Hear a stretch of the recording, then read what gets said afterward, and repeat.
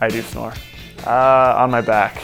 Yeah, I've had a couple pillows tossed at me in the middle of the night and told to be quiet in a nice way.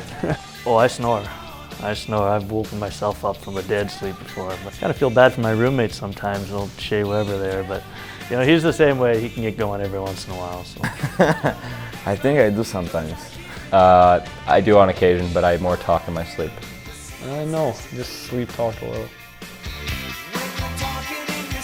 It's hard because he's Swedish, and I guess my roommates have a hard time understanding it. I say no, but she say yes. No, I moan. When I sleep, I'm like, ah.